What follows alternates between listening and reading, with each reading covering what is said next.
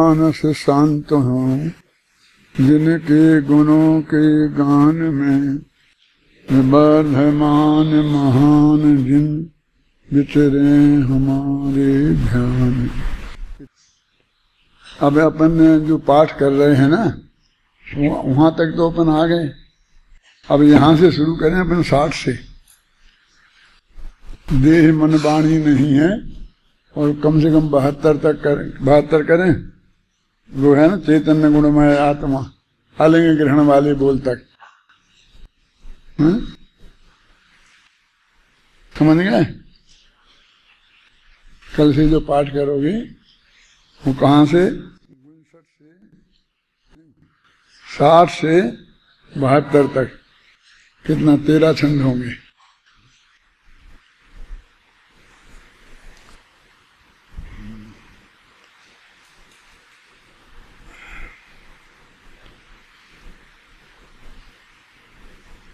कल अपन ने ये पढ़ लिए थे गाथाएं 157 और 58 और इसके बारे में बहुत विस्तार से चर्चा भी कर ली थी। टीका नहीं पढ़ी थी तो कहा था तुम लोग पढ़ के जाना। ईमानदारी से बताओ हाथ उठा के किन ने पढ़ी है? एक भी हाथ नहीं। इतना निरर्थक है ये कहना। हमारा इसमें कुछ कहना का कोई मतलब नहीं है।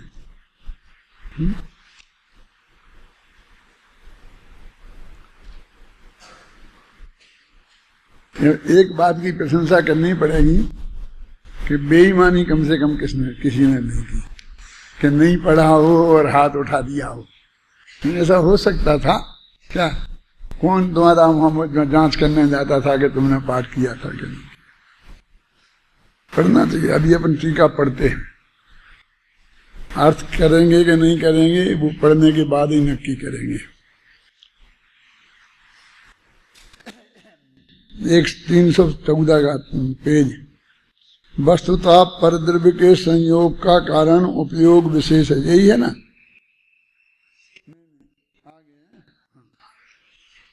विशेष प्रकार की है। पेज नंबर 315 में नीचे की पंक्ति। विशेष प्रकार की क्षयोपम दशा में रहने वाले दर्शन मोहिनी और चारित्र मोहिनी उद्गलों के अनुसार परिणति में लगा होने से शुभ उपराग को ग्रहण किया होने से जो उपयोग परम भट्टारक महादेवादिदेव अरहंत परमेश्वर सिद्ध भगवान और साधु जनों की श्रद्धा करने में तथा समस्त जीव समूह की अनुकंपा का आचरण करने में प्रवृत्त है वह शुभोपयोग है। अब शुभोपयोग के विशेषण लगा दिए हैं। एक तो देवसाज गुरु उनके विशेषण लगा दिए है ना। देव का तो तीर्थंकर परमात्मा क्या क्या लिख दिए हैं। अब जिस प्रकार विशेष क्षयोपम दशा में रहने वाले दर्शन मोहिनी और चारित्र मोहिनी रूप उद्गलों के अनुसार, माने ये जो शुभ और शुभ भाव हैं ये क्षयोपम भाव हैं। कहता है 5 प्रकार के भाव होते हैं ना। उपसम भाव, तो उपसम भाव में तो औपसमिक सम्यक दर्शन और औपसमिक चारित्र 2 ही होते हैं। अब ये क्षयोपम भाव जो होते हैं वे 18 प्रकार के होते हैं। तो विज्ञानी को भी होते हैं अज्ञानी को भी होते हैं। क्षयोपम तो ज्ञान का जिन कर्मों का होता है वो अज्ञानियों को भी होता है और ज्ञानियों को भी होता है। औपसमय को छायक भाव तो सम्यक ज्ञानियों को ही होते हैं, लेकिन क्षयोपम भाव ज्ञानियों को भी होते हैं और अज्ञानियों के भी होते हैं। इसलिए वो कहते हैं कि विशेष क्षयोपम दशा रूप जो भी शुभ शुभ भाव हैं उन शुभ शुभ भावों में जो अभी परम भट्टारक महादेवादिदेव अरहंत परमेश्वर, अरहंत भगवान पे इतने विशेषण लगा दिए। अभी जो भट्टारक शब्द का कितना अवमूल्यन हुआ है आप इससे अंदाज लगा सकते हैं कि यहाँ अरहंत भगवान को परम भट्टारक कह रहे हैं। और फिर और जो आचार्य हुए होंगे, अरविंद भगवान के भट्टारक हैं तो गणधर देव वगैरह को भट्टारक कहेंगे। और फिर अकलंक देव जैसे आचार्य अपने को भट्ट कहते हैं। भट्ट, भट्टारक और परम भट्टारक, है ना। गुड, बेटर, बेस्ट जैसी डिग्री है ना, है ना। तो अकलंक देव अपने को भट्टारक नहीं कह सकते, उन्हें लगता है मैं भट्टारक के काबिल नहीं हूं, तो वो भट्ट ही हैं, अपने को भट्टा अकलंक देव लिखा रहता है ना। और आज अब वो भट्टारक क्या हो गया, वो तो खेती कर रहे हैं, एक जो भी सारी परिस्थितियां हैं।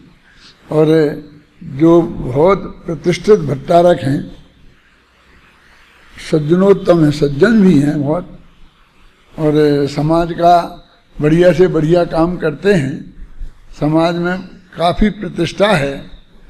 लेकिन अभी जब अरहंत भगवान को परम भट्टारक कहते हैं, ख्याल में आए ना, तो उस वक्त उस दृष्टि से हम विचार करते हैं तो वो सारी क्वालिटी डिसक्वालिटी में बदल जाती है। और मालूम है, पहले अपने को आचार्य कहते थे सब, जितने भट्टारक लिखते थे फिर आचार्य लिखते थे, जनसेनाचार्य फलाने आचार्य ऐसे करके। फिर धीरे धीरे अंत में जब इतनी ज़्यादा स्थिति खराब हो गई तो कहा भाई आचार्य तो नहीं लिख सकते, मुनि भी नहीं लिख सकते, क्योंकि अपने तो नग्न दिगंबर मुनि होते हैं। तो ये भट्टारक एक पद निकाला, तो वो कहते क्षुल्लक तो मानना ही पड़ेगा, तो क्षुल्लक दीक्षा लेते थे। जब ये जो इनने ये भट्टारक जो भी गद्दी पे बैठे थे ना होंगे, इनने भी उस वक्त क्षुल्लक दीक्षा ली होगी। क्षुल्लक तो समझते हो ना, 11वीं प्रतिमा के 2 भेद हैं, ऐलक और क्षुल्लक। तो क्षुल्लक माने छोटे से छोटे, क्षुल्लक शब्द जो है वो छोटे के अर्थ में है, माने उसमें बहुत छोटा, छोटे से छोटा पद साधु के, जैसे हम कहते हैं ना, साधु इस अर्थ में कि वो उद्दिष्ट आहार के त्यागी होते हैं, और वो जैसे आहार लेने मुनिराज निकलते हैं ऐसे आहार लेने निकल सकते हैं। उस 11वीं प्रतिमा का नाम क्या है? नाम ही उद्दिष्ट त्याग है। उसके पहले जो 10वीं प्रतिमा तक हैं उनको मतलब बिना निमंत्रण के नहीं जा सकते वे। कोई जैसे अपन को निमंत्रण देता है कोई, जैसा कोई उन्हें निमंत्रित करे तो उसके यहाँ में भोजन करने जाते हैं।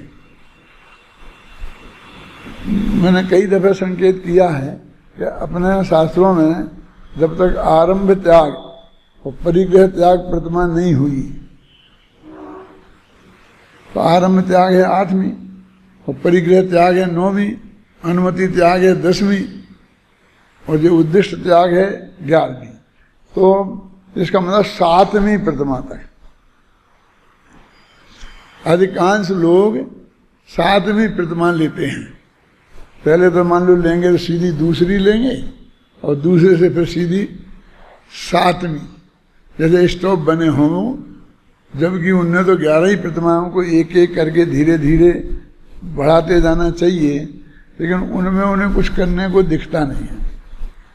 क्या अभी हमने दूसरी प्रतिमा है तो उसमें सामायिक नाम का व्रत तो है ही, 2-2 घड़ी 3 टाइम करना पड़ता है, नियम है जो मर्यादा में। अब सामायिक प्रतिमा आएगी तो उसमें ही थोड़ा बढ़ जाएगा, तो उसे कुछ बड़ा दिखता नहीं उन्हें। तो ये हम अभी 3 प्रतिमा लें, 3 प्रतिमा अभी जाके सर्वेक्षण करना तो 2 प्रतिमाधारी मिलेंगे, फिर 7 प्रतिमाधारी मिलेंगे, फिर क्षुल्लक ऐलक मिलेंगे। बीच के कोई स्टेप वाले देखने में नहीं आएंगे, शास्त्र में तो मिलेंगे, लिखे हैं सब हैं।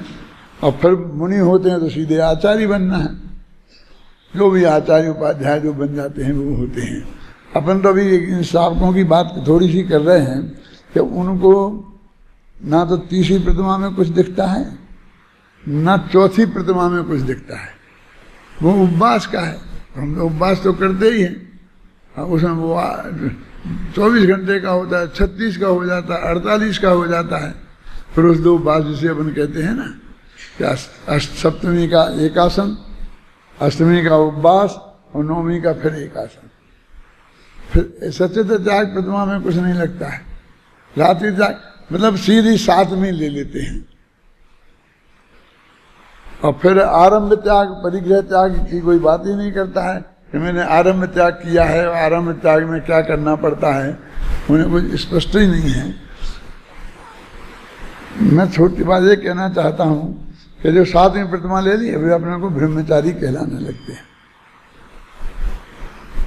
माने उससे एक पद हो जाता है। दूसरी प्रतिमा धारे वो वृत्ति कहते हैं और फिर 7वीं प्रतिमा वाले ब्रह्मचारी कहलाने लगते हैं। तो उनकी एक साधुओं की श्रेणी में वो आ जाते हैं, अपने को मान लेते हैं कि हम ब्रह्मचारी। लेकिन अभी आरंभ त्याग नहीं है। आरंभ क्या है? आरंभ किसे कहते हैं? एक घर में जो हम रोटी दाल बनाते हैं ना, चक्की चूना, पंच सूना जानते हैं ना? चक्की चलाना, चूल्हा जलाना और ये सब क्रियाएं घर में खाना बना कर खाने के लिए होती हैं ना, ये पंच सूना क्रिया कहलाती हैं। तो ये क्रियाएं वो जो करने में होता है वो आरंभ है। तो वे आरंभ के त्यागी नहीं है। तो उनके घर में खाना बनाने की पूरी व्यवस्था होनी चाहिए और रोजाना खाना बना के खाना चाहिए।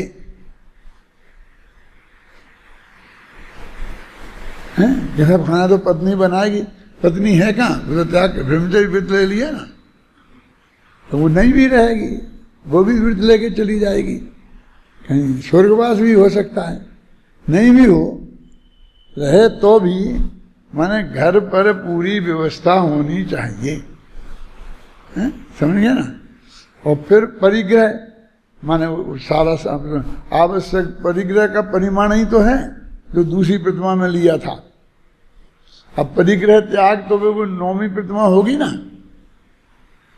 तो अभी तो पूरा परिग्रह जो दूसरी प्रतिमा वाले रखते थे वो सब रखना चाहिए उन्हें। और व्यापार आदि कामों में भी अनुमति फिर भी देते हैं, वो त्याग कर देते हैं। यानी मैंने अपनी धर्म के 10 लक्षण किताब में लिखा है कि उन्हें ना केवल बना के खाना चाहिए बल्कि कमा के खाना चाहिए। कोई आदमी अपना 1 दिन और 2 दिन निमंत्रण कर ले वो अलग बात है। मैंने डेली पूरी तरह समाज पे ही डिपेंड हो जाना और पहले ही ब्रह्मचर्य लेने के पहले भोजन की व्यवस्था क्या होगी और वो उसका हिसाब किताब जमा लेना कि आश्रम में होगी कि फलानी जगह होगी या कौन, माने खुद नहीं बनाने का। खुद बनाने माने वो अपने को साधु की श्रेणी में समझने लगते हैं। तो फिर श्रावकों का ये कर्तव्य है, श्रावकों का ये कर्तव्य है, फिर ये उपदेश शुरू हो जाता है। आप श्रावक ही तो हो ना, तो श्रावकों का कर्तव्य है तो विचार करो ना। लेकिन वो कोई मैंने पहली भी प्रतिमा नहीं ली, कोरे नाम के ब्रह्मचारी हुए। ये जो ड्रेस भी आपकी अनुमति त्याग तक चल सकती है, धोती कुर्ता और टोपी। धोती कुर्ता टोपी नहीं, सूट पैंट भी चल सकता है, घबराना नहीं। क्यों? क्योंकि अपने यहाँ कोई वेश ही नहीं है। अपने यहाँ एक मुनिराज का वेश है, अरिका का वेश है, छुल्ल का ही लक्का है। उसके पहले कोई ड्रेस का वर्णन किसी जगह है? इसका मतलब है कि जो जिस देश में है उसी देश में रहेगा। थोड़ी बहुत गंभीरता से विचार करने की बात है। अन्ना जी ऊपर बैठे हैं, सुन रहे होंगे मेरी बात कि पहले जो ब्रह्मचारी माणिकचंद जी चमरे थे ना, बहुत अच्छे विद्वान, बहुत सज्जनोत्तम पुरुष और हमारे बहुत गहरे मित्रों में से। पहले वे धोती कुर्ता पहनते थे, समझे? कुर्ता पहनते थे खादी का और धोती पहनते थे। फिर बीच में ही उनने न मालूम कब चदरा ओढ़ लिया। तो हम बाबू भाई थे तो हमने कहा कि अभी ये क्या किया? उन्हें क्या बोलते, तात्या जी बोलते थे ना कि तात्या जी ने क्या किया। तो बहुत हम आपस में विचार करते रहे। एक दफे हमने कहा भी अपन को बात करना चाहिए तात्या जी से। तो हमने ये बहुत एकांत में उनसे बहुत प्रेम से पूछा कि अन्ना जी आपने, ये तात्या जी आपने ये भेष बदल लिया तो आपने क्या किया? कुछ तरक्की हुई है? मतलब अंदर में कुछ आपने प्रतिमा बड़ी है, कुछ तरक्की की है, क्या किया है? क्यों मैं बदल दिया? तो नहीं कुछ नहीं, वो ये बदल दिया। जब कुछ भी नहीं हुआ तो उन्हीं कपड़ों में चल सकता था ना, तो फिर बदलने का मतलब क्या? मतलब आप मान लो कि ऐसा भेष है, ये भी जैन धर्म में भेष है, ये सीधा अष्टपहाड़ का उल्लंघन नहीं है? जब लिंग पहाड़ बताया है और 3 ही भेद बताए हैं, तो ये ऐसा क्यों बदल दिया? सूट पैंट से धोती कुर्ता तो समझ में आता है, भाई थोड़ा सभ्य सात्विक माना जाता है और ये जरा अपेक्षाकृत वैसा माना जाता है, तो वो कोई अपन इसलिए नहीं बदलते हैं कि हमें कोई धर्मात्मा समझेगा। मतलब इस बात का प्रतीक नहीं है वो, ये तो लौकिकता में ही है, बुजुर्गों की देश जैसी। लेकिन चदरा ओढ़ना ये तो नहीं है अपने यहाँ बुजुर्गों में। तो वो उसके पीछे जिस बात की वजह से निषेध है, बिल्कुल वो ही कारण होता है। क्या है निषेध? कि वो अपने गृहस्थों से कुछ अपने को अलग दिखाना चाहता है, वो अपने को कुछ बड़ा मानता है और वो समाज से अपने को कुछ बड़ा मनवाना चाहता है। टोडरमल जी ने तो ऐसा लगा, वो अपना झग्गा मंगा वो सब पहने। टोडरमल जी क्या पहनते थे मालूम? ये पहने बल्ली। तो टोडरमल जी के जो कपड़े मिले हैं ना, जब वो गवर्नमेंट ने जब्त किए थे, उसमें पाजामा भी है। उसमें लिखा जामा, इतने जामा। एक वो होता ऊपर पहनते थे अंगरखा। अंगरखा समझते हैं? ये जब जाना तुम राजा के महल में, तो वहाँ भी राजा लोगों की जो ड्रेसें लगी हैं ना, तो पूरा जो लंबा लंबा होता है ना झंबा, उसे अंगरखा बोलते हैं। जैसे अपना पहले कोट पहनते थे ना, लंबा कोट नीचे तक का, उस टाइप का अंगरखा होता था और उसमें बहुत कढ़ाई मढ़ाई का भी काम होता था, बढ़िया बनते थे। तो वो अंगरखा पहनते थे सर्दियों के दिनों में। हमारे पिताजी और हमारे ताऊ जी के पास भी था वो अंगरखा, वे भी पहनते थे। वहां तक आया है वो। अभी तो जमाना बहुत तेजी से बदला है, लेकिन हमने पिताजी का अंगरखा देखा है। क्या कि वो जो पहनते थे उसको यहाँ से यहाँ बांध के, जैसा बांध करके ऐसा करके। मैंने उन्होंने कहा कोई ड्रेस आपने बदलने की जरूरत नहीं है और अपनी व्यवस्था खुद बनाए रखने की जरूरत है। और वो तो कहते हैं उचित कमाने की व्यवस्था होना चाहिए। हमने तो अकेला ब्याज को कमाना मान लिया। मुसलमानों के तो ब्याज को महापाप समझते हैं। फिर जो भी पैसा हमारे पास आया, जमीन वमीन हुई हमारे हिस्से में आई, बेच बाँच के, और पहले तो सेठियों में जमा करा देते थे, फिर सेठिया लोग हड़प जाते थे, तो अंत में बहुत संकलेश परिणाम करते थे। मैंने कई ब्रह्मचारियों को देखा है, इसलिए कह रहा हूँ। तारे लाल जी भगत बहुत बड़े ब्रह्मचारी कहलाते थे, अधिष्ठाता थे इंदौर आश्रम के। उनने भी अपना पैसा किसी सेठ के यहाँ कलकत्ता में जमा करा रखा था, तो अंत में वो सेठ ने जवाब दे दिया कि भाई मेरे तो खत्म, मेरे पास कुछ नहीं है। तो वो जाके हड़ताल करके बैठे, खाना छोड़ के बैठे। सब लोग समझाते थे, उन्हें कितना संकलेश परिणाम होते थे। और आश्रम के लोग अब बुद्धि इधर बैंक में हो गया, तो बैंक में जमा कराने लग गए। अब उसका जो आता वो उनका खर्चा चलता है। माने मेरे कहने का मतलब ऐसी कोई व्यवस्था आगम में नहीं है। आगम तो कहते हैं कि जैसे आपकी यदि दुकान थी छोटी सी, तो दुकान करो। क्या कह रहे? हाँ, दुकान पे 8 घंटा बैठते थे, 6 घंटा बैठो, 4 घंटा बैठो, 2 घंटा बैठो। अब तुमको कम चाहिए ना कमाई, तो जितने में वो कमाई हो जाए उतने घंटे में काम करो। क्यों? अपने साथ आता ना कि दीवान जी के राजा साहब ने तनख्वाह ही नहीं बढ़ाई थी, और दीवान जी के कहने से सबकी बढ़ जाती थी, दीवान जी की रह गई थी। जब उन्हें याद आया 10 साल बाद कि इनकी तो 10 साल से तनख्वाह ही नहीं बढ़ी, तो उनने कहा कि अरे भाई दीवान जी, आपने अपनी बात करी ही नहीं, आपकी तनख्वाह उतनी है। कैसा मुझे कोई खर्चा चल जाता था, इसलिए मैंने कुछ नहीं कहा। तो उन्होंने कहा अब बोलो कितनी, तुमको उतनी बढ़ा देते हैं। कि साहब कहना होता तो तभी कह देते हैं, मुझे कुछ नहीं कहना है, जो आपको समझ में आए तो करो। तो उन्होंने कहा आपकी हम दूनी तनख्वाह कर देते हैं। तो उन्होंने कहा ठीक है, दूनी कर देते हैं तो मेरे को पैसे में तो कोई कमी नहीं पड़ती है, लेकिन समय की मुझे बहुत कमी पड़ती है अपने स्वाध्याय वगैरह के लिए, इसलिए आधा समय कर दो मेरा। 8 घंटे की ड्यूटी की जगह 4 घंटे की ड्यूटी कर दो तो मेरी होगी तनख्वाह दूनी। माने वो इतने त्यागी वृत्ति लोग थे, वो भी कोई प्रतिमाधारी से कम नहीं थे। अब मुझे मालूम नहीं उनकी कितनी प्रतिमा थी कि नहीं थी, होगी, मेरा मतलब समझे ना। लेकिन अभी ऐसी वृत्ति कहाँ रही। अब तो ये शिकायतें आती हैं कि उनको कारों में घूमते हैं, खुद सेल्फ ड्राइविंग करते हैं, कारें भी बहुत लग्जरी कारें चाहिए, ये सब पंच कल्याण कराने जाते हैं, शादी विवाह कराने भी जाते हैं कर्मचारी लोग। इंदौर में बड़ी गाड़ियाँ उनके, सबके पास गाड़ियाँ हैं, टेलीफोन है, उनके नंबर हैं, आते हैं टेलीफोन आते हैं, सेक्रेटरी है तो टेलीफोन उठाता है, सब उनके प्रोग्राम तय करते हैं। मैंने आगम के आधार से कुछ होता नहीं है, मेरे कहने का मतलब ये है। तो एक अपनी क्या बात चल रही थी, मैं कहाँ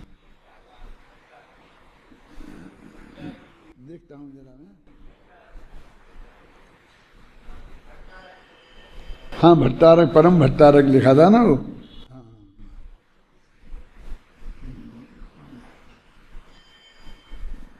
कौन सा पेज है भैया?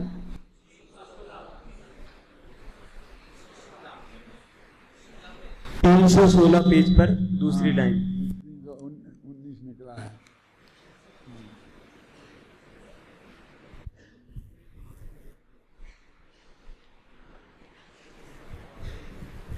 विशेष प्रकार की क्षेम दशा में रहने वाले दर्शन मोहिनियों, चारित्र मोहिनी पुद्गलों के अनुसार परिणति में लगा होने से, शुभ उपराग को ग्रहण किया होने से उपयोग को ये परम भट्टारक, ये अरहंत भगवान के लिए, मेरे समझ कितना महान शब्द है। पंडित शब्द भी कम महान नहीं है।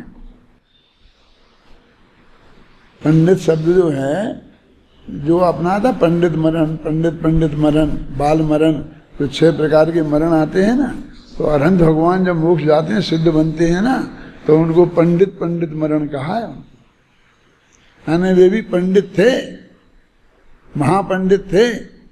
ये पंडित शब्द, भट्टारक शब्द, ये बहुत महान शब्द हैं, और जिनको हमने बहुत तनु का भट्टारकों ने की जो परिणति हो गई आजकल, उनने उस शब्द की का अवमूल्यन किया, और पंडितों ने इस शब्द का अवमूल्यन किया। अभी बीच में तो ऐसा था, मैं 2 आदमी का नाम बताऊंगा, घबराना नहीं, कि जवाहरलाल नेहरू अपने को पंडित लिखते थे। उनके बाप दादे पंडित थे, काश्मीरी पंडित थे, माने ब्राह्मण थे ना, उस टाइप को उन्हें पंडित ही कहते हैं वो। तो काश्मीरी पंडित थे, तो जब उन्होंने देखा पंडित ज़्यादा बदनाम हो रहे, तो उन्होंने कहा मेरे नाम के साथ पंडित बन लगाओ। हालांकि फिर जिंदगी भर छोड़ा नहीं, लेकिन उन्होंने अरुचि व्यक्त की थी क्या। और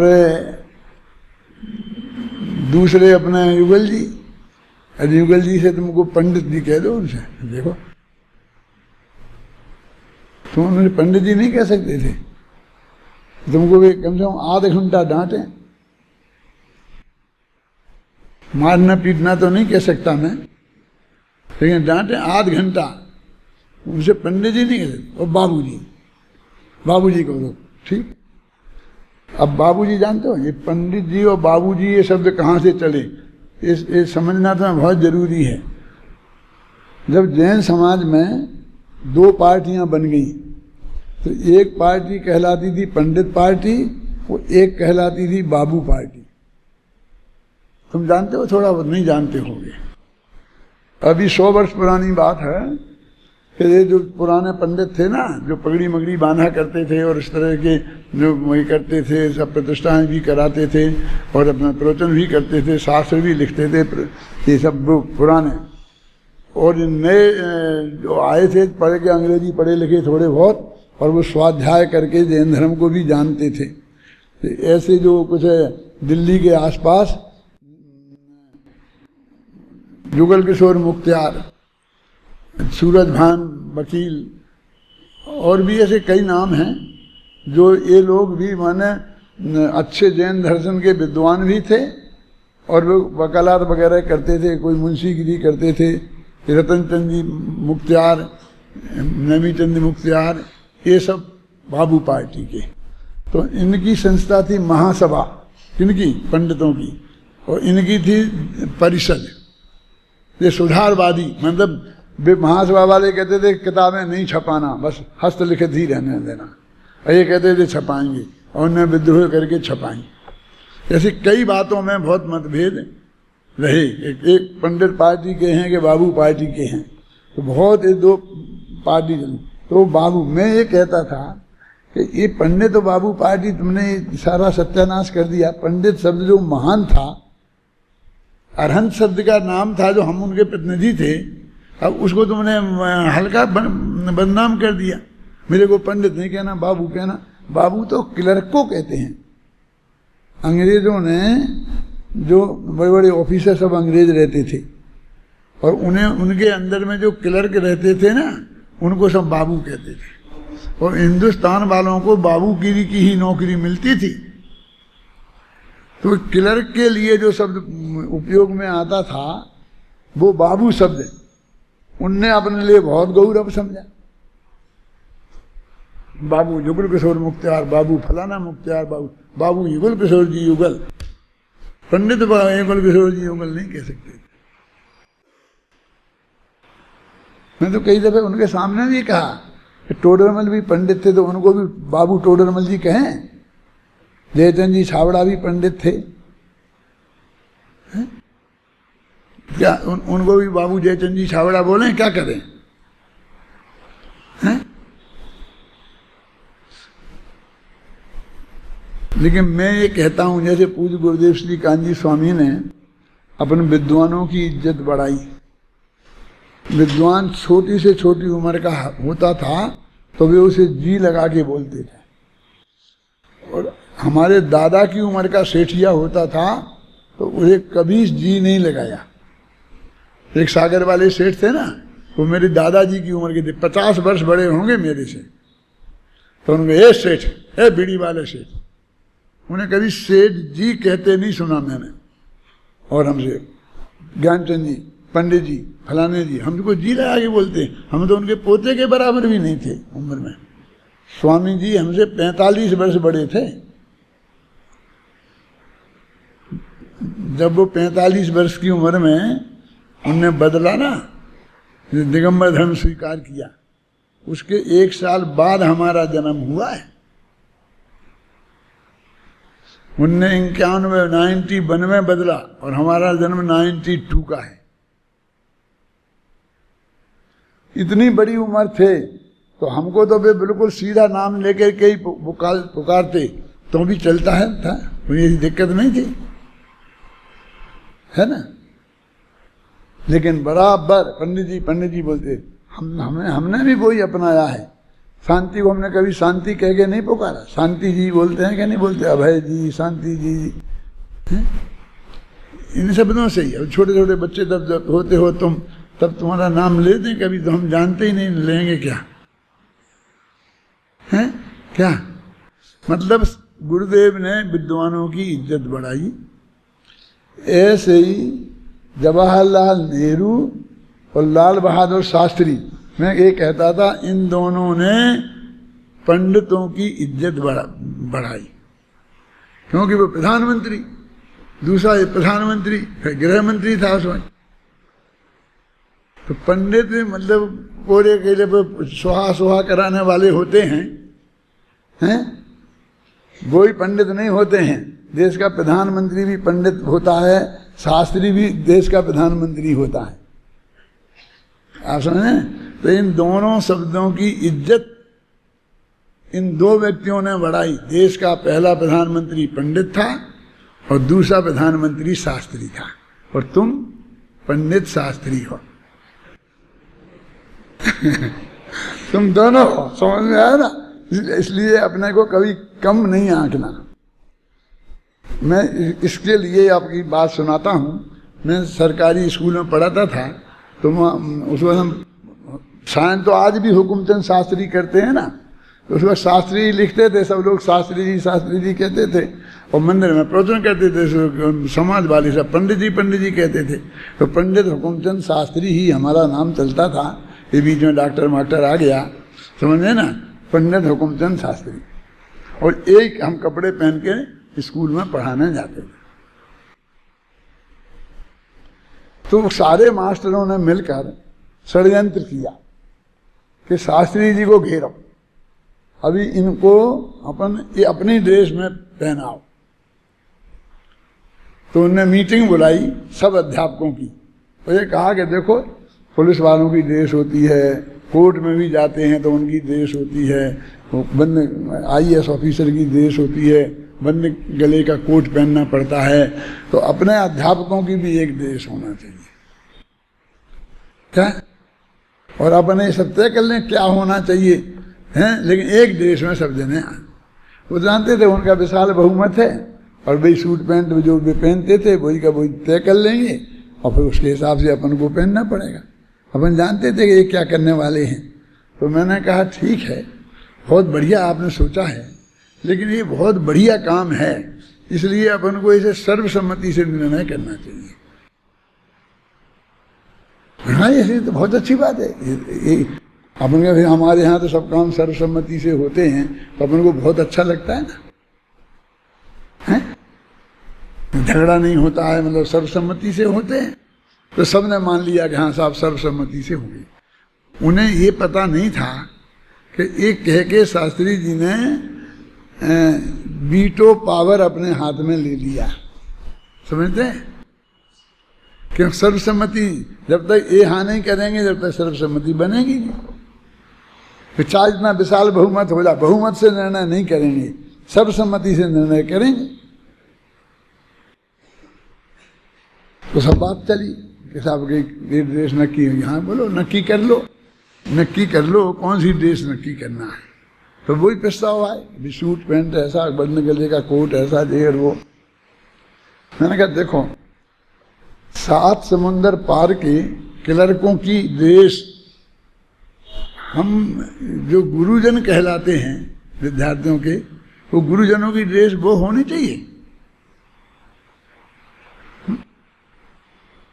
वो जो बाथरूम की सुरक्षा करता है ना, क्या बोलते हैं उसे, आजकल वो बनने लग गया ना,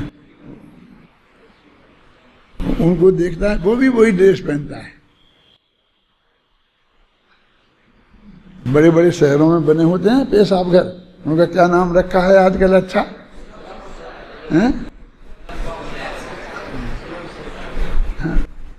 तो वो नाम रख दिए, और वहाँ जो नौकरी करते खड़ा रहता है वो भी उसी ड्रेस में खड़ा रहता है जिससे ड्रेस में कलेक्टर खड़ा रहता है। वो ड्रेस नक्की करोगे तुम? मैं कह देखो, देश में 3 महापुरुष अभी हैं, उस वक्त प्रसिद्ध थे, एक गांधी, एक नेहरू, एक शास्त्री। नेहरू जी प्रधानमंत्री थे, शास्त्री जी गृह मंत्री थे, और गांधी जी तो गांधी जी थे ही। जिसकी कहो उसकी देश नक्की कर लो। अपन तो आदर्श देश नक्की करेंगे ना, क्यों? या तो तुम गांधी जी की कर लो, सब लंगोटी लगा के चदरा ओढ़ के आएंगे क्या? नेहरू जी की कर लो, चूड़ीदार पजामा और अचकन और वो कुर्ता पहन करके आएंगे, टोपी लगा करके, नेहरू टोपी। शास्त्री जी कर लो तो धोती कुर्ता जैसा है वैसा ही है ही, है? मैं क्या देखो, तुम अपने को बहुत होशियार समझते हो ना, तुम्हें ये पता नहीं है कि इस देश का प्रधानमंत्री पंडित है और गृह मंत्री शास्त्री है, और ये पंडित भी है और शास्त्री भी है। क्या कुछ नहीं हो सकता। हम तो इसी ड्रेस में आएंगे और अंत तक हम अपने वही ड्रेस हम अपने अपनाए रहे। कोई बदला बदली नहीं की, पूरी गवर्नमेंट की सर्विस भी करे आए, लेकिन हमारा मन नहीं लगा। तुमको भी कहता हूँ, मैं शांति जी को भी समझाया था, तुमको भी अभी आता प्रसंग आया है तो कहता हूँ कि वहाँ कुछ ऐसा है नहीं जो तुम्हारा मन लगे। यदि तुम सच्चे आध्यात्मी हो गए तो वहाँ जो भी पढ़ाओगे, हिंदी संस्कृत या जो भी सब्जेक्ट पढ़ाओगे, उसमें तुम्हारा मन लगने वाला नहीं है। ना तुमको ऐसे अच्छे विद्यार्थी मिलने वाले हैं, ख्याल में आए ना, जो शुद्ध सात्विक हों, निरंतर उद्दंडताएं छेड़खानी करने वाले, माने वो कोई तुम्हारा मन लगे, तुम्हें छोड़ के आना पड़ेगा, नहीं तो जेल जैसी काटनी पड़ेगी। हैं? मैं तो समझता था कि तभी तक था, लेकिन अपना जिन कुमार आया ना, ये भी अपनी ऐसी नौकरी छोड़ के आया, मन नहीं लगा इसका। वो क्या आपको जो देना हो दे देना, हम तो यही काम करना है, हमें वो नहीं करना है। हमने कहा बता तो दूं वहां क्या मिलता था। अब वहां तो जो मिलता था बहुत मिलता था, लेकिन अब छोड़ दो आप इस बात। तो ऐसे लोग जिनका हमारा हमको जो अमृतचंद्र ये सब पढ़ाने को मिले, इतना महाभाग्य किसका होता है। ये तो अपना, ये तो जो रोटियों की व्यवस्था है वो तो मुफ्त में है। ये तो हम ऐसे हैं कि हमको यदि कुछ भी नहीं मिले और ये पढ़ाने को मिले तो इसमें ही खुश होते हैं। ऐसा काम है, बहुत महान काम है। इसलिए जो मैं ये कहता हूँ आप लोगों से कभी कभी कि आप लोग विश्व के सर्वश्रेष्ठ लोगों में से हो, एक एक संत हो। जब तुम ट्रेन में कहीं बैठे हो ना, तो ट्रेन के उस कूपा में हर आदमी को ऐसा लगना चाहिए कि ये कोई अलग टाइप का आदमी है, ये साधारण जनता वाला आदमी नहीं है। हमारे उठने से, बैठने से, खाने से, पीने से, बात करने से ये फीलिंग होनी चाहिए, उनके हृदय में श्रद्धा पैदा होना चाहिए। समझ आई ना, कि हम जिसके साथ बैठे हैं और जब वो आपका परिचय प्राप्त करे तो बाद में बड़े गौरव के साथ कहे कि हमारे साथ आज एक आदमी बहुत अच्छे। उस पूरे कूपे में, पूरे डब्बे में नहीं कह रहा हूं मैं, इतनी गंध तो फैल जानी चाहिए ना। समझे? तो वो सब चीज से आती है, ऐसा नहीं समझना कि अकेली ये देश से आएगी, कैसे आएगी, इससे आएगी, ऐसा कुछ नहीं है। आपके उठने, बैठने, बातचीत करने के ढंग से, उद्दंडता पूर्वक चलने, इन सब बातों से वो चीज आती है, वो हमारे जीवन में होनी चाहिए। समझे? जहाँ हम रहें उस गांव में भले ही आप अपनी सरकारी स्कूल में पढ़ाना, प्रिंसिपल बन जाना, लेकिन आपके धर्म के विद्यार्थी अलग होना चाहिए। मंदिर में बैठो, 4 आदमी आपके पास बैठे, चाहे क्लास टाइप चलाओ, चाहे प्रवचन करो, नहीं तो वैसे ही चर्चा करो। लेकिन जब आप मंदिर जाएं, वहाँ आधा घंटा बिताएं, तो 10-5 आदमी उस मोहल्ले के इस बात का इंतजार करें कि मैं उसी टाइम मंदिर जाऊंगा जब वो आएंगे, और हम बैठेंगे, चर्चा करेंगे, तो उनकी संगति में मैं बैठूंगा। समझिए ना, हमारी ऐसी इज्जत होनी चाहिए, है ना? अभी तुम ऐसा नहीं, ऐसे ही नहीं आ गए हो, इस सारे देश में से छट करके सिलेक्टेड, छट करके इसलिए नहीं बोलता हूँ कि छटे हुए लोग हो, उसका हिंदी में ज़्यादा अच्छा अर्थ नहीं होता है, इसलिए मैं सिलेक्टेड शब्द का प्रयोग कर रहे हो, माने प्रकृति से सिलेक्टेड लोग हो। क्या धीरे धीरे उनकी संख्या बढ़ती जा रही है। जो पहले के हमारे माँ बाप ने भेजा है, उनने बहुत समझाया हमें, मैं चाचा ताऊ ने भेजा है, अब धीरे धीरे ऐसे लोगों की संख्या बढ़ रही है कि हम अपनी रुचि से आए हैं, माँ बाप ने तो हमें रोका था, ये कहा था इसमें वहाँ जाके क्या करोगे, लेकिन हमको तो पढ़ना था, ऐसे थे ना। अभी हमने सुना था, आगे बोलते थे, हैं हम आए हैं। और वो लोग जो हमारे 5-7 हैं आए हैं शास्त्री में, तो वो तो इंजीनियर हो गए, क्या क्या हो गए, MBA हो गए हैं, मतलब पोस्ट ग्रेजुएट हो गए हैं, अच्छी अच्छी सर्विस में चले गए हैं। तो वहाँ से भी छोड़ के आए हैं, तो साधारण आदमी तो नहीं है ना वो। ये कोई मक्खन नहीं लगा रहे हम, ये मालूम नहीं पड़ता है कि साधारण आदमी नहीं है। वो जैन दर्शन का गहराई से अध्ययन करना चाहते हैं, ऐसे लोग हैं, तो समाज के श्रेष्ठतम लोगों में से हैं, और उन्हें श्रेष्ठतम बनना चाहिए। हीन भावना अपने मन में कभी नहीं आना। थोड़ी वो क्या बोलते हैं, उच्च भावना, सुपीरियरिटी कम्प्लेक्स हो जाए तो कोई दिक्कत नहीं, इंफीरियरिटी कम्प्लेक्स नहीं होगा। क्या क्या कह रहा हूं? लोग अभिमानी कहेंगे ठीक है, अच्छा है, कोई दिक्कत नहीं है, लेकिन हमारे विद्यार्थी को कोई दीन नहीं कहे। दीन कहेगा तो मुझे बर्दाश्त नहीं है। अभिमानी कहे, क्योंकि अभी तुम ना तो अनंतानुबंधी गया मान, ना अप्रत्याख्यान गया, ना प्रत्याख्यान गया, ना संजुलन गया, तो मान तो पूरा है ही ना, तो क्या कह दो। आप समझ गए ना? है? उसका स्वार्थ पूरा नहीं होगा तो कहेगा, कल तक तो वही में बढ़िया बढ़िया प्रशंसा करेगा, और बाद में जब कुछ अनुकूलता नहीं बनेगी तो फिर वो खोजेगा कि भैया इन पे हम क्या खोटा शब्द लगा सकते हैं, तो वो उसे और कुछ नहीं मिला है। उसे हमने कोई पैसा मैसा कहीं से कुछ लिया नहीं, तो लोभी कह नहीं सकता था, किसी से छल कपट किया नहीं, सीधी सरल बात करते हैं, तो माया भी कह नहीं सकता था, हैं। अब जैसे जितने जैसा गुस्सा लोग करते हैं वैसा गुस्सा भी देखने में नहीं आता है, तो क्या कहता है, एक ही शब्द है कि मानी है। क्यों? कि उसकी बात नहीं मानी।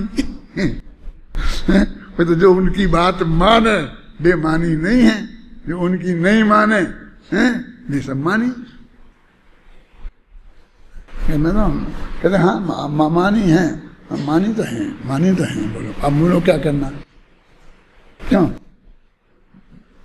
मानी तो हैं हम, अब करना क्या है। अब अगली बात करो ना, हैं जो वस्तु के स्वरूप का हमें निर्णय करना है।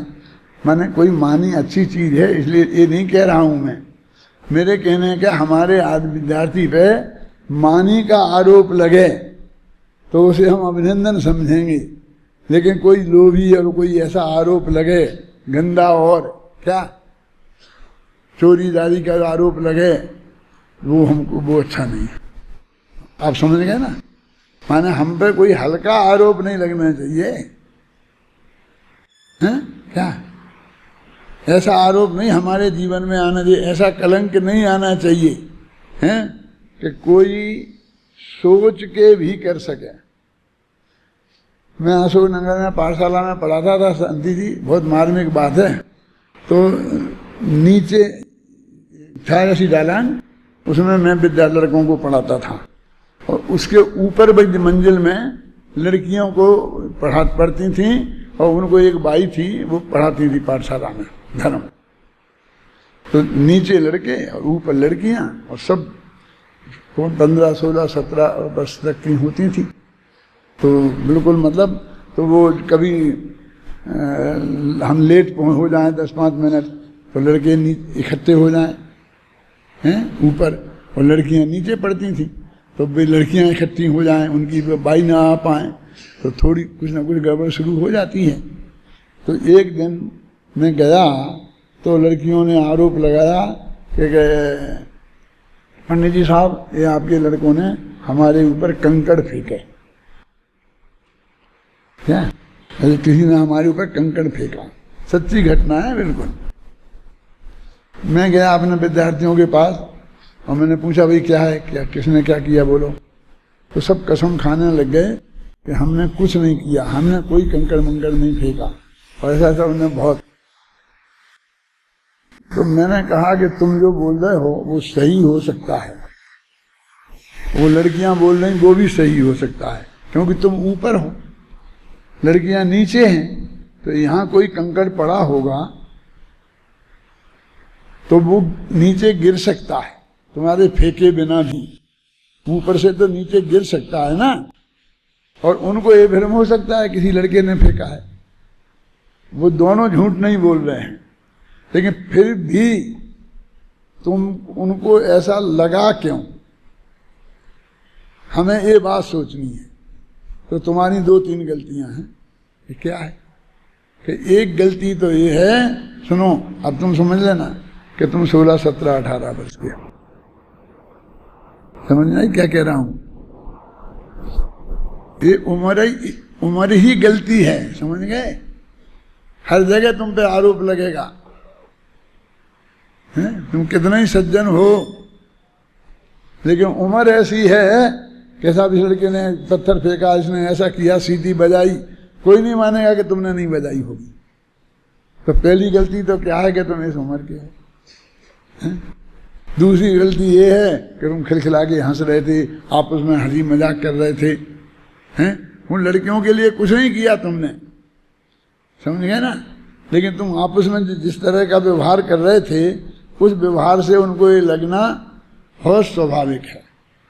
मैं तो ऐसा तुम्हें देखना चाहता हूँ, उन लड़कों को कहा था, मैं तुमसे कुछ नहीं कह रहा हूँ, कि ऐसा देखना चाहता हूँ कि कोई तुम सचमुच किसी पे कंकड़ फेंको तो भी वो यही सोचे कि नहीं ये तो ऐसा कर नहीं सकता, ये तो पत्थर गिर गया होगा। हमारी ऐसी क्रेडिट होना चाहिए, समझ में क्या क्या समझ आई ना, कि हमसे यदि सचमुच गलती हो जाए तो भी कोई हमारा परिकर में रहने वाला ये माने नहीं कि इसने ये ऐसा कर सकता है, समझ में आए ना। हमारी ऐसी इज्जत होनी चाहिए। जिस क्षेत्र में तुम आए हो, तुम समाज के टॉप विद्वान बनने वाले हो, जहां जाओगे गद्दी पर सबसे ऊंची जगह तुम्हें बैठने को मिलेगी, उस ऐसी जगह पे बैठने वाले हो, समझ गए ना, तो उसके लायक हम होना, उस गद्दी हमसे शोभित हो, गद्दी हमसे बदनाम नहीं हो, ये हमारी ड्यूटी है, हमको ऐसा बनना है, ख्याल में ना। हम कहाँ गद्दी से हमारी, हमसे गद्दी की शोभा हो, गद्दी से हमारी शोभा नहीं हो, समझ में है ना। हम उसकी इज्जत को बढ़ाएं, उस गद्दी की इज्जत को, उस गद्दी की इज्जत को हम कभी कम नहीं होने दें, नहीं समझ लेना। कितनी कीमती है ये गद्दी, मालूम है आपको। शिविर होता है तो देखते हो ना कि यहाँ बैठने वाले को किसी को 1 लाख, किसी को 50,000, किसी को, इतनी सस्ते में थोड़ी मिलती है ये गद्दी। वो 5-5 मिनट को बैठते हैं तो लाख रुपया लगता है, और अपन को 1 पैसा नहीं लगता है, और सब लोग आगे सबसे पहले बैठाते हैं कि नहीं बैठाते हैं। तो आप समझ लो कि वो लाख की गद्दी पर रोजीना आप बैठते हो, तो उसके हिसाब से अपनी क्रेडिट तो आपको बना के रखनी पड़ेगी ना। माना हमारा जिसे हम चरित्र कहते हैं, वो ऐसा चरित्र नहीं कि अणुवृत्त लिए कि महावृत्त लिए, वो वाले चरित्र की बात मैं नहीं कह रहा हूं। मैं कैरेक्टर जिसे बोलते हैं ना, हमारी क्या इमेज होना चाहिए, समझ आए ना। कि कोई आदमी हम पर कोई आरोप लगाए तो वो माने ही नहीं, ये बहुत मार्मिक बिंदु है। इधर किसी व्यक्ति को ही अपने यहाँ रहता था और उसने अपने पे केस मेश कर दिए, केस किए, और अदालत में हम दोनों भाइयों पर आरोप लगाया, बहुत ही अननेचुरल आरोप लगाया, जैसे हमने कोई छेड़खानी की हो, ऐसा आरोप लगाया। भाग्य की बात कि वो जो जज थी वो ये महिला थी, और वो सामने ही रहती थी और रोजाना मंदिर के दर्शन करने आती थी। उज्जैन थी भाग्य से, वो हम लोगों को जानती थी। तो जो आरोप अदालत में लगा तो उसने उस आरोपी को बुला के इतना डांटा कि तुम्हें पता है तुम किसके विरुद्ध क्या क्या बोल रहे हो, हमें तो बुलाया ही नहीं, हम तो अदालत गए ही नहीं, हमें तो बहुत बात तक पता ही नहीं चला। लेकिन उसने डांटा कि मैं तुम्हें अभी हाल जेल में बंद करा दूंगी। तुम किसके विरुद्ध क्या बात कह रहे हो? मैं तो रोजीना उनके दर्शन करती हूं, मैं उन्हें देखती हूं, मैं जानती हूं, मैं उन्हें सुनती हूं। बताया ना, मेरे कहना ऐसी कैडेट तुम्हारी होनी चाहिए। मेरा मतलब ये है कि अदालत में जज भी अपने गुरुदेव के लिए भी आता है ना, कि वो जज में गए तो जज ने उनके कहने पर ही फैसला दे दिया और किसी से गवाही सफाई पूछी नहीं है ऐसा। तो हमारी बात में ऐसी कैडेट हमारे जहाँ हम रहते हैं उस एरिए में, जहाँ हम बैठते हैं उस जगह पर, जिस मोहल्ले में हम रहते हैं उस मोहल्ले में, जिस गांव में हम रहते हैं उस गांव में हमारी ऐसी इज्जत होनी चाहिए, ऐसा हमारा जीवन होना चाहिए विद्वत्ता के साथ। ऐसा पवित्र जीवन ये भी बहुत आवश्यक है। कोई कलंक जिंदगी में हमारे ऊपर नहीं होना चाहिए। कोई लगाए भी तो कोई दुनिया माने नहीं। क्या वो लगाने वाला लगाएगा देश से, हम क्या कर सकते हैं, है ना? तो लेकिन वो दुनिया माने नहीं। हमारा जीवन इतना पवित्र, इतना शुद्ध, इतना सात्विक, इतना सहज, इतना सरल होना चाहिए। अभी तो भट्टारक से शब्द चला गया, देवादिदेव अरहंत परमेश्वर, हो गया समय। सिद्ध भगवान और साधु जनों की श्रद्धा करने में तथा समस्त जीव समूह की अनुकंपा का आचरण करने में प्रवृत्त है, वह शुभोपयोग है। ये तो शुभोपयोग की बात बता रहे हैं, हमारे बाह्य आचरण की बात बता रहे हैं। ये अभी कहने वाले हैं कि ये धर्म नहीं है। क्या है? अभी ये कहने वाले हैं कि शुभ और अशुभ दोनों उपयोग नहीं होंगे तो धर्म होगा। शुभ उपयोग से पुण्य का बंध होगा, अशुभ उपयोग से पाप का बंध होगा, और ये दोनों उपयोग नहीं होंगे तो कर्मों की नजरा होगी। वो कहते हैं कोई बंध नहीं होगा। अभी बंध ही बंध की बात करो ना, बंध नहीं होगा। क्या देखो, विशिष्ट उदय दशा में रहने वाले दर्शन मोहिनी और चारित्र मोहिनी रूप पुद्गलों के अनुसार परिणति में लगा हुआ होने से, अशुभ उपराग को ग्रहण करने से जो उपयोग परम भट्टारक महादेवादिदेव परमेश्वर अरहंत सिद्ध और साधु जनों के अतिरिक्त अन्य उन मार्ग की श्रद्धा करने में तथा विषय कसाय कुश्रवण कुविचार कुसंग और उग्रता का आचरण करने में प्रवृत्त है, वह अशुभोपयोग है। देवशास गुरु देखो 3-4 बातें ली, तो 3 तो देवशास गुरु में ही चलेंगी, चाहे वो अशुभ में हो चाहे शुभ में, है ना? 3 तो एक अकेला वो अनुकंपा वाला लिखा था ना, तो एक वो व्यवहार इतना ही होता, और किसी को लिया ही नहीं। जैसे मैंने कई दफे तुमको बताया, और उसमें लिखा है कि मैंने कौन सा विधान में, नियमसार विधान में है ना, प्रवचनसार विधान में, कि उनका जो शुभ उपयोग होता है वो क्या काय में होता है। पंक्तियां कौन बोलेगा? हैं? तुम हैं कुछ पंक्तियां किसी को याद होने की तो सवाल नहीं है, निकाल के बोल सकते हो। 3 चीजें हैं। हाँ, क्या है? कहीं हाँ बोलो बोलो। पठन पाठन अध्ययन और शास्त्र का लिखना, बस इनकी उपयोग के शुभ उपयोग की सीमा इतनी है मुनिराजों की। ये तो अपने लिए बता रहे। देवशास गुरु की श्रद्धा और परोपकार की वृत्ति, ये हमारा जीवन होना चाहिए। और वो उसमें था कि मुनिराज का शुभ राग में आएंगे तो पढ़ेंगे या पढ़ाएंगे, समझे ना, या लिखेंगे, शास्त्रों की लिखना, बस इतना तक ही उनके सदुपयोग की मर्यादा है, समझे ना।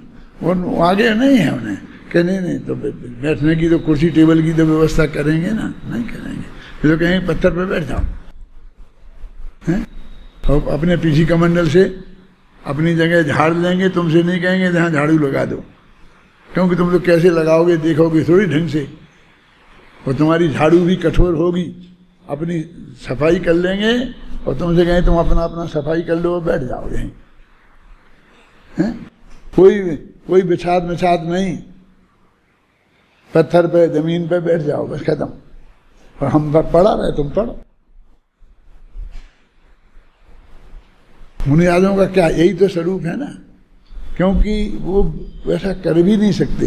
अपन तो कर दें, कोई टेबलें लगा दें, कुर्सियां लगा दें, तो वहाँ रखने को अपने पास जगह है, एक जगह अपन रहेंगे तो वहाँ जाएंगे, लेकिन वे तो निरंतर घूमते ही रहते हैं, तो रोजीना कहाँ करेंगे, क्यों?